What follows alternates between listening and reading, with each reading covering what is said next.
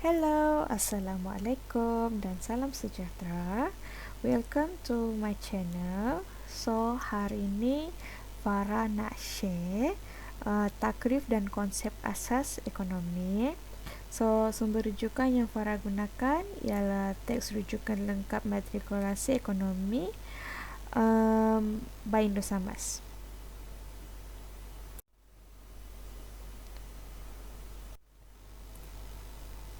Definisi ilmu ekonomi iaitu bidang yang mengkaji bagaimana individu dan masyarakat membuat pilihan untuk mengagihkan sumber ekonomi yang terhad bagi mengeluarkan barang dan perkhidmatan untuk kehendak yang tidak terbatas.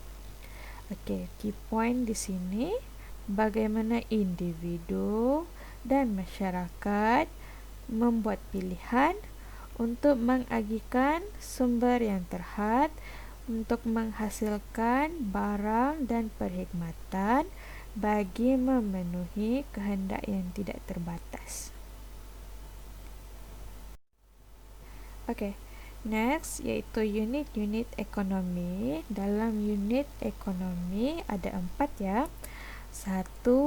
Isi rumah, firma, sektor luar antarabangsa dan kerajaan. So, Farah nak share pasal isi rumah dulu.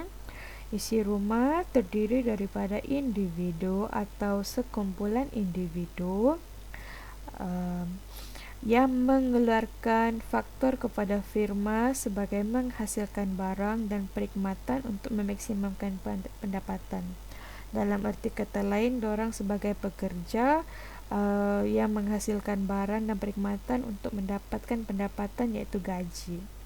Selain daripada pekerja, mereka juga sebagai pengguna yang membelanjakan pendapatan mereka untuk membeli barang dan perkhidmatan dan dorang memaksimumkan kepuasan sebagai pengguna. Okay, next, firma. Firma iaitu mengeluarkan barang dan perkhidmatan untuk menjual kepada pelaku ekonomi yang lain, dan mereka juga berfungsi sebagai penggabung faktor yang mengeluarkan isi rumah untuk menghasilkan barang dan perkhidmatan.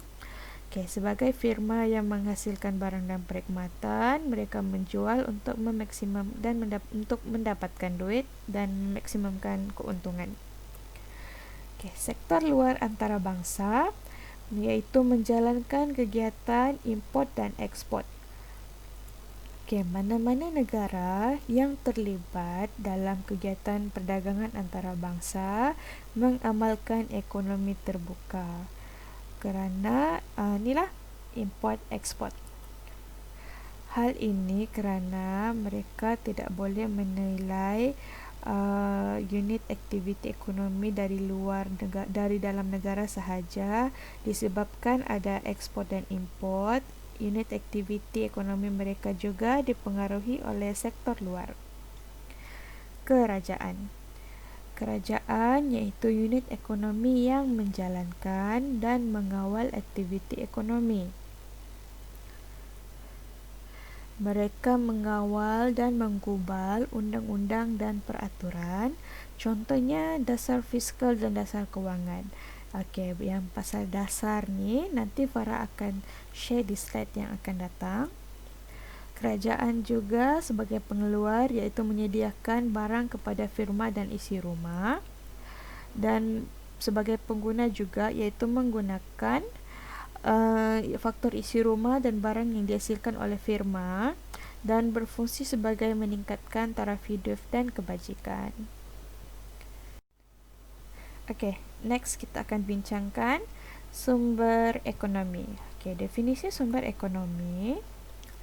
Sumber ekonomi merupakan segala faktor pengeluaran yang boleh digunakan dalam proses pengeluaran untuk menghasilkan barang dan perkhidmatan. Okay, key points ini Farah dah highlight ya.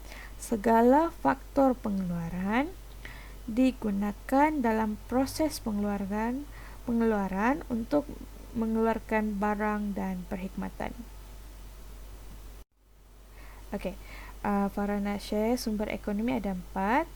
So, kita akan bincangkan 2 dulu, iaitu tanah dan sumber asli dan buruh. Okay.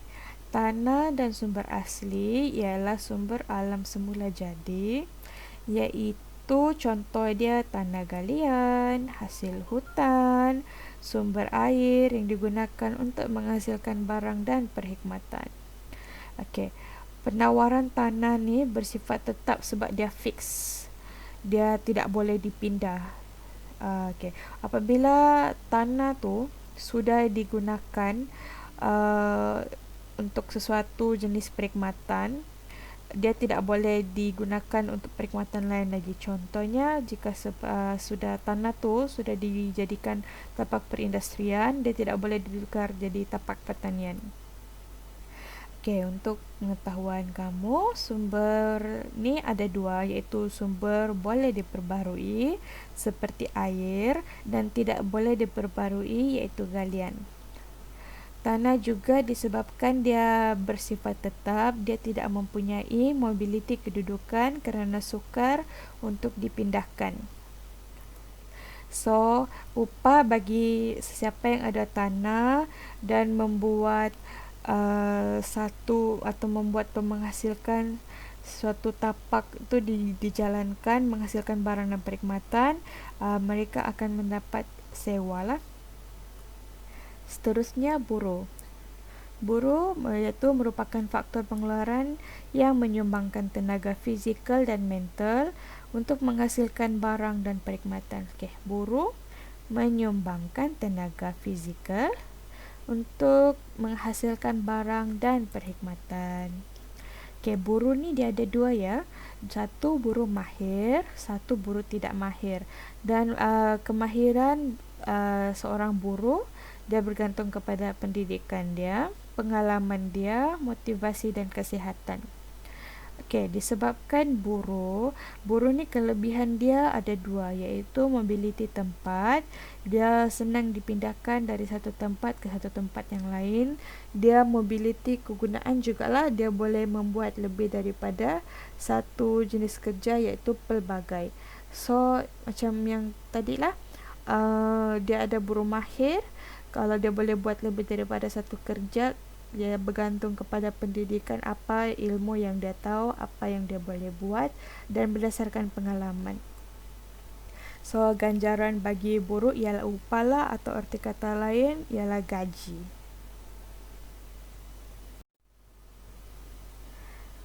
Okay, next, modal dan usahawan. Modal ialah ciptaan manusia seperti peralatan untuk meningkatkan keupayaan pengeluaran seperti kilang dan jentera. Modal terdapat 2, iaitu modal tetap dan modal kerja. Modal tetap ni bermaksud dia tidak berubah bentuk selepas digunakan dalam proses pengeluaran. Modal kerja pula berubah fizikal selepas digunakan, misalnya barang mentah dan barang separuh siap. So, ganjaran bagi orang yang menyediakan modal ini iaitu bunga ataupun faedah. Sumber ekonomi yang terakhir iaitu usahawan, atau erti kata lain businessman atau businesswoman lah. Okey, dorang ini iaitu seorang individu yang sanggup melakukan inovasi dan menanggung risiko. Ini merupakan penggabung faktor. Mereka menggabungkan sumber-sumber ekonomi yang lain seperti tanah, buruh dan modal untuk menghasilkan barang dan perkhidmatan. Okey, businesswoman, businessman, usahawan ni memang seorang yang akan tetap melakukan inovasi untuk mengimprove apa barang dan perkhidmatan dorang hasilkan, seperti memperkenalkan kaedah baru. Memperkenalkan kaedah baru, contohnya memperkenalkan teknologi baru, atau mungkin buruh yang mempunyai idea dan mencadangkan untuk mengimprovekan barang daripada yang dihasilkan dari yang sebelum ini. So dorang innovate something, mengikut peredaran zaman lah. Contoh macam sekarang, ikut perkembangan teknologi semasa, apa improvement yang dorang buat. Mungkin improvement yang dorang buat tu akan meningkatkan lagi permintaan kepada barang dan perkhidmatan yang dorang akan hasilkan. Okey, sebagai usahawan ni ialah risk taker.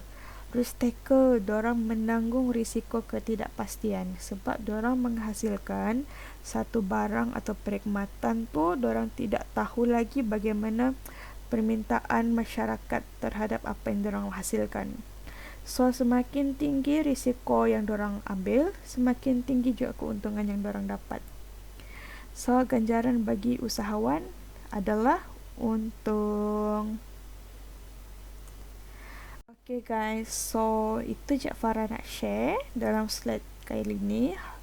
Farah harap korang boleh faham lah ya. So sekian, terima kasih. Jangan lupa like dan subscribe.